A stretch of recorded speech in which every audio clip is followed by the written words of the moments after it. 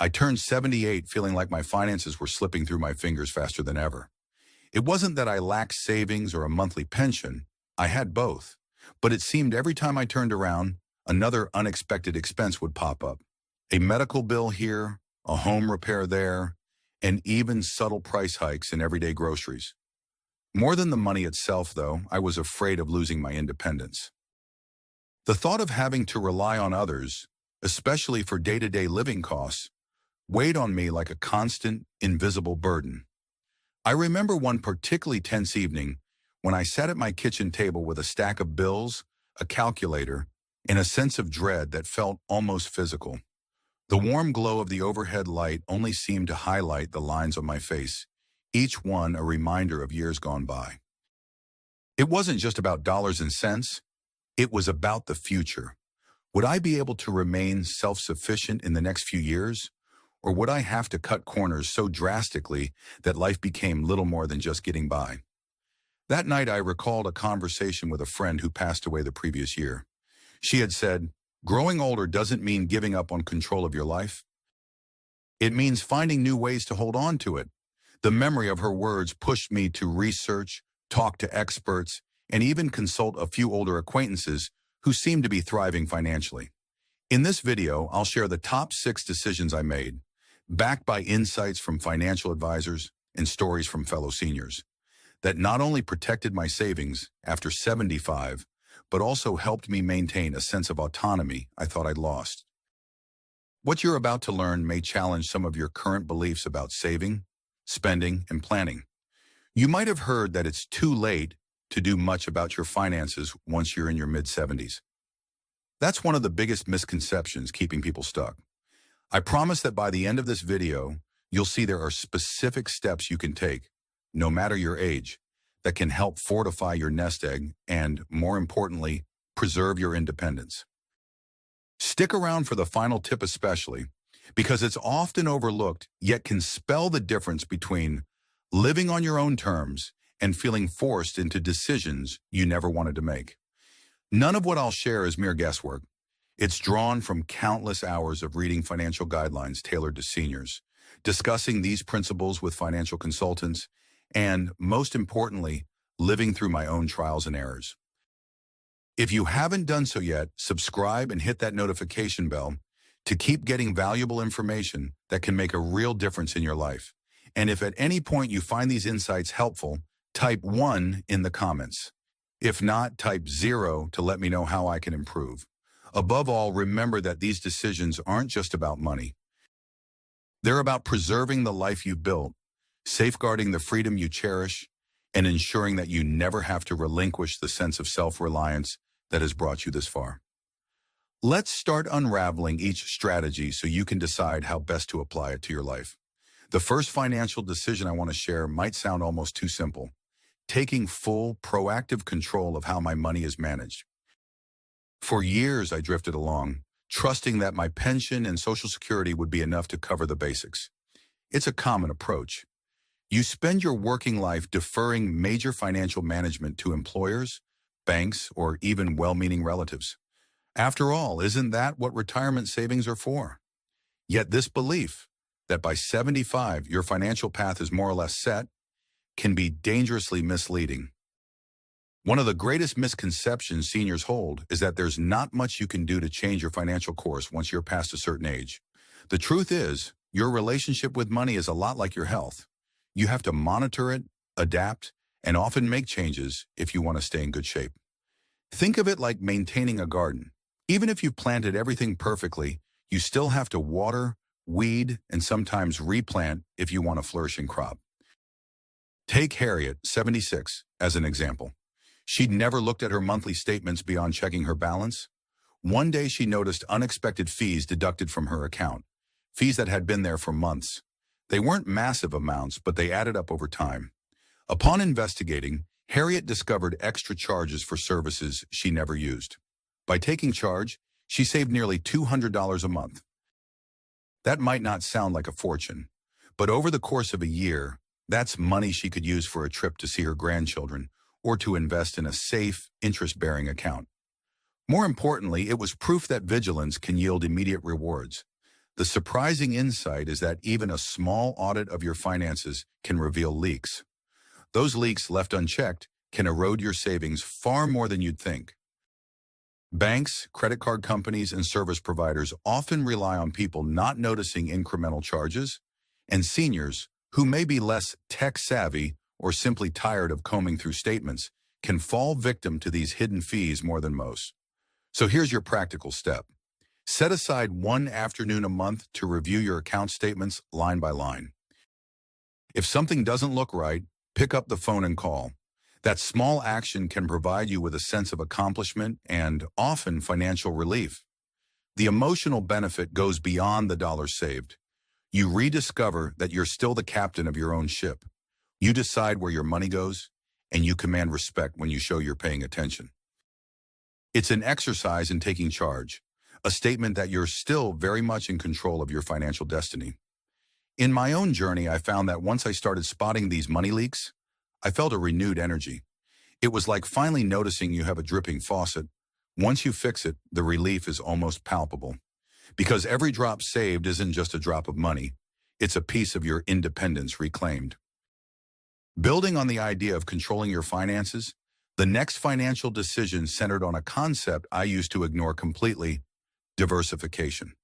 When you hear the word diversify, you might picture a fancy portfolio or complicated investments reserved for high net worth individuals. That's a common misconception.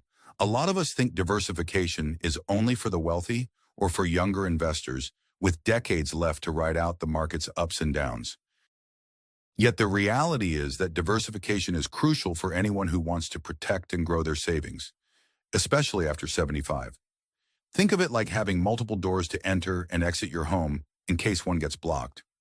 Keeping all your money in a single account or a single type of investment puts you at the mercy of that one source. If it fails, or if it suddenly becomes inaccessible, you could face a financial emergency with no fallback plan. Studies show that seniors who allocate their finances across at least a few different vehicles, such as bonds, dividend-paying stocks, savings accounts, or even small annuities, are better protected from economic fluctuations. Consider George, 79, who had nearly all his savings in a single money market account. It offered a comfortable interest rate at first. But when rates dropped and fees soared, the return he'd been relying on for everyday expenses nearly vanished. George had to tap into his principal, eroding a chunk of his nest egg. After meeting with a financial counselor, he spread his savings across a short-term bond fund, a series of higher-yield CDs, and a modest stock portfolio geared towards stable dividend-paying companies. Within a year, he saw more consistent returns, and most importantly, he slept better at night. The surprising insight is that taking small steps to diversify doesn't require you to become a Wall Street expert. Online platforms now make it easier than ever to research basic investment types. You can also consult a financial advisor who specializes in working with seniors on a pay-per-consultation basis. Even if you move just 10 to 20% of your funds into a different category than you've used before, you're reducing the risk of your entire savings being affected by one change in market conditions. The practical advice here is straightforward. Open at least one additional account or investment vehicle that offers a different kind of return than your current setup. Keep track of how each part performs month to month. This approach grants you a cushion. If one part underperforms, the others may pick up the slack. When you diversify, you're preserving more than just your assets. You're preserving your options in life. Knowing you've spread out your resources means that if any single investment falters, you're not backed into a corner. This sense of security feeds directly into your autonomy. Suddenly, life feels a little less precarious. You're not gripping your finances with white-knuckled anxiety, but rather guiding them with measured confidence. If you're still watching and finding this valuable, let me know by typing 2 in the comments. Your engagement tells me you're serious about taking control of your financial future. And if you haven't subscribed yet, I encourage you to do so now. You don't want to miss out on more insights that can safeguard your independence for years to come. Let's move on to another critical decision: aggressively negotiating expenses rather than simply accepting them.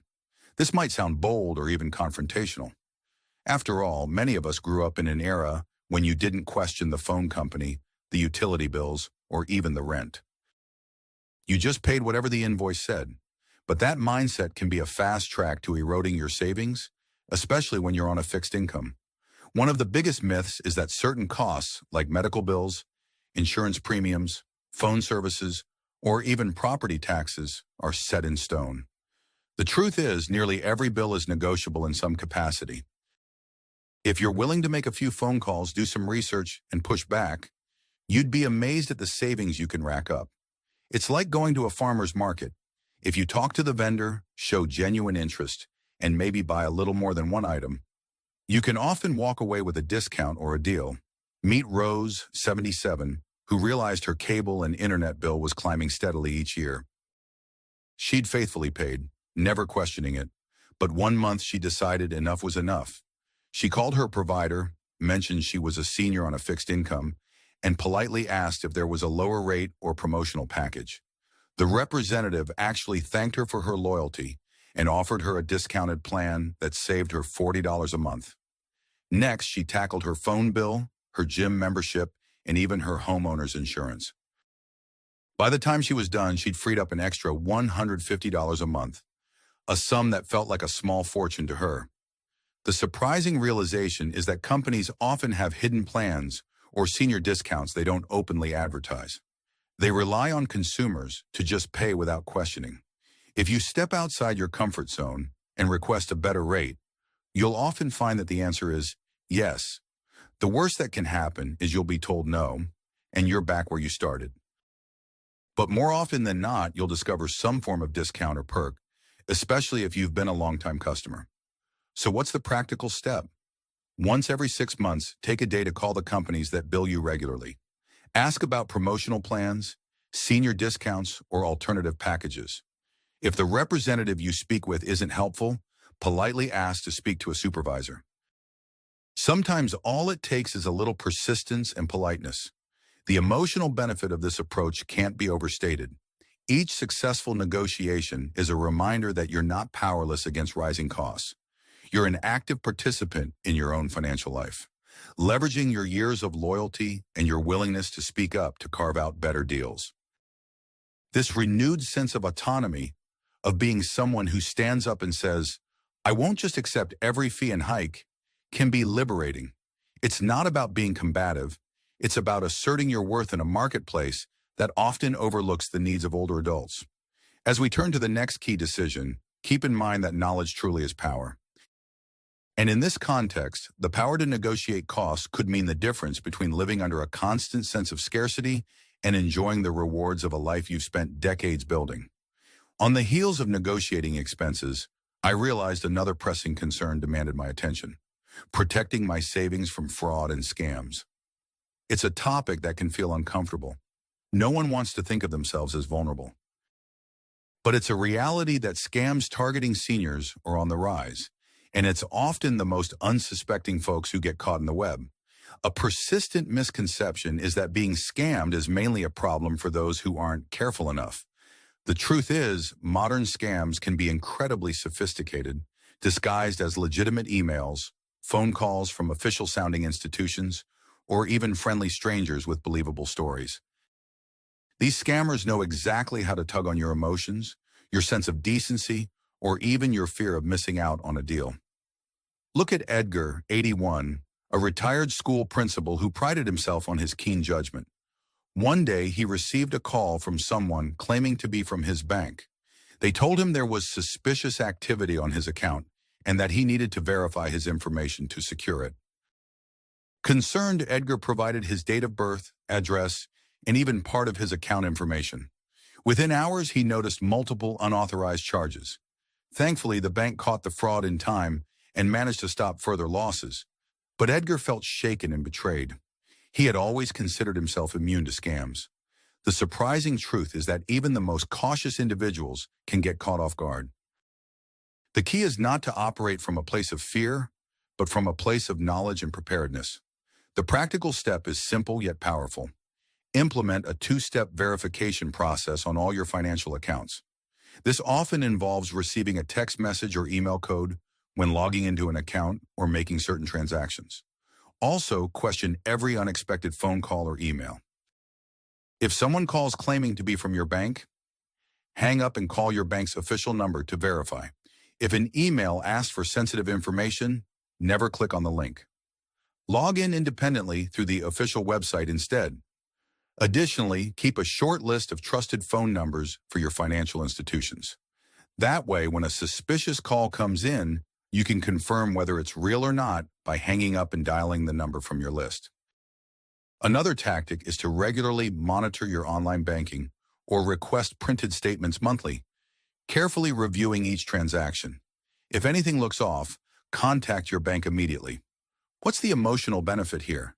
It's peace of mind. Instead of living with a nagging worry that you might be the next victim, you'll walk confidently knowing you have a safety net of caution and processes in place. When you realize that you, not a scammer, remain in the driver's seat of your finances, it fortifies that sense of independence you've spent a lifetime building. If you're still here and absorbing these insights, type 4 in the comments. Your ongoing engagement means a lot to me. It's a sign that we're in this together, learning and growing to protect our financial freedom well into our golden years. And if you haven't subscribed yet, don't forget to click the subscribe button and ring that bell to stay updated on more ways to maintain and elevate your independence. Now let's shift to a topic that might spark your entrepreneurial spirit, creating additional income streams. For many, the idea of generating new income after 75 can feel unrealistic or even unnecessary. I'm retired, you might say. Isn't this the time to wind down, not ramp up? But that assumption can limit your sense of possibility. The reality is, whether through part-time consulting, online tutoring, or a small side business, bringing in extra money can significantly enhance your financial resilience and sense of autonomy. One common misconception is that once you've stopped working full-time, your earning potential evaporates. In today's interconnected world, however, age can be a unique advantage. People value expertise, wisdom, and reliability, traits many older adults have in spades. You might have decades of knowledge in a specific field, a hobby you've mastered, or even a lifetime's worth of stories that could become an ebook. The opportunities are as varied as your imagination. Meet Lucille, 80, who had been an avid knitter her entire life. She started making custom scarves and blankets for friends and family. Encouraged by positive feedback, she opened a small online store, partnering with a granddaughter who helped with the technical side. Within a year, she was earning a modest but meaningful income that covered her monthly groceries. Beyond the money, Lucille found a renewed sense of purpose. She felt excited to wake up and see new orders, read encouraging messages from customers, and innovate new designs. The surprising insight is that starting small can often yield big emotional and financial rewards. You don't need to launch a massive enterprise. Sometimes a simple idea can grow steadily over time. Even if you make just a couple $100s a month, that's extra cushion for medical costs, a short getaway, or even gifts for grandchildren. More importantly, it's a tangible way to assert your independence in a world that often tells seniors they have little left to contribute. So what's the practical step? Think about something you love doing or an area where you have significant experience. Explore how you might turn that into a modest income stream. Check out online platforms that cater to freelancers or consultants. If you're technologically challenged, consider partnering with someone younger to handle the digital aspects. The emotional payoff here is profound. You're not just supplementing your income. You're proving that your talents and abilities have no expiration date. By reinvesting a little time and creativity into a new income source, you'll see that even in your 70s or 80s, you have the power to shape your financial destiny. That sense of control can ripple through every part of your life, reminding you that you're still very much the author of your own story. Finally, let's address the last but certainly not least financial decision, strategic estate planning. It's easy to assume that estate planning is a grim topic or something you only do if you're extremely wealthy. That's a dangerous misconception. Estate planning isn't just about wills and inheritances. It's about making sure your savings, belongings, and end-of-life wishes are managed in a way that aligns with your values and preserves your independence as long as possible. Martha, 82, learned this the hard way. When her health took a sudden dip, she realized too late that certain accounts and property titles weren't set up properly. Her children had to scramble through legal hurdles, and Martha ended up with decisions being made for her that she didn't entirely agree with. She felt robbed of the dignity and control she cherished her whole life. Had she planned earlier, assigning a trusted power of attorney, designating beneficiaries, and specifying her healthcare preferences, she could have avoided much of that turmoil. The surprising truth is that estate planning isn't just for the end. It's also a tool to protect you while you're still very much alive. For instance, a living trust or a power of attorney can step in to handle bills or medical decisions temporarily if you're incapacitated. This ensures that you, and not impersonal legal systems, decide who steps up to make decisions on your behalf. The practical advice is to speak with an estate planning attorney or use reputable legal document services that guide you through creating wills, trusts, and powers of attorney. Make sure to keep these documents updated and discuss your plans with those closest to you. This clarity not only saves your loved ones from confusion, but also ensures that your wishes remain paramount. It's a preventive measure that aligns perfectly with the desire to stay independent. By planning now, you're far less likely to wind up in a scenario where your voice isn't heard. Emotionally, having a clear estate plan brings a profound sense of security. You can enjoy your later years without the nagging worry that misunderstandings or legal battles might overshadow your legacy. More than just dividing assets, estate planning preserves your autonomy, letting everyone around you know, I'm in charge of my life all the way through. If you're still here with me, type 6 in the comments. It shows your dedication to securing not just your finances, but your independence. And if you haven't already, now is the perfect time to subscribe. Your support and engagement mean the world to me, and together we can continue exploring practical ways to navigate the golden years with confidence and dignity. Take a moment to reflect on everything we've covered. We started by recognizing how vital it is to take active control of your finances, rather than coasting on autopilot. We learned that diversifying investments isn't just for the wealthy. It's a smart strategy for anyone looking to protect their nest egg from sudden changes. Then we tackled the power of negotiating your everyday expenses, proving that almost any bill can be lowered if you're willing to speak up and ask for a better rate. We also delved into the unsettling world of scams and fraud, highlighting steps you can take to guard against ever more sophisticated schemes. From there, we explored the unexpected joy and empowerment that comes from creating new income streams, even after 75. Finally, we closed with the importance of estate planning, not as a grim necessity, but as a tool for safeguarding your wishes and maintaining control over your life. Any one of these steps can significantly fortify your savings, but taken together, they create a powerful shield that not only preserves your money, but also enhances your autonomy. This is about more than financial security. It's about maintaining the freedom to make decisions on your own terms. Time is precious, and the sooner you take action, the sooner you'll reap the benefits. Lower stress, greater peace of mind, and a genuine sense that you're still charting your own course. Picture a day, just a few months from now, where you've successfully reduced your monthly expenses, diversified your holdings, and perhaps even started earning a bit of extra income from a passion project. Imagine logging into your accounts and feeling a sense of satisfaction rather than dread. You glance at your estate planning documents, knowing that your affairs are in order, and that no matter what twists life brings, your voice will be heard. How liberating would that feel? I'd love to hear which of these 6 decisions resonated with you the most. Share in the comments below what action you plan to take first. Maybe it's calling your cable provider, exploring a new savings account, or writing that short ebook you've been dreaming about. Your experiences could inspire someone else who's on the fence about making changes. If you found this video helpful, please hit that like button, subscribe, and share it with anyone you think could benefit. Every bit of support helps me continue bringing you content that's designed to empower seniors with real, actionable steps. Whether you're 65, 75, or even 85, it's never too late to stand up and say, my life is my own, and I'm going to live it on my terms. Thank you for spending this time with me. Your journey matters, your wisdom is invaluable, and your ability to shape your financial destiny is still very much within your grasp. I can't wait to see you in the next video. Until then, remember, You hold the power to safeguard your independence.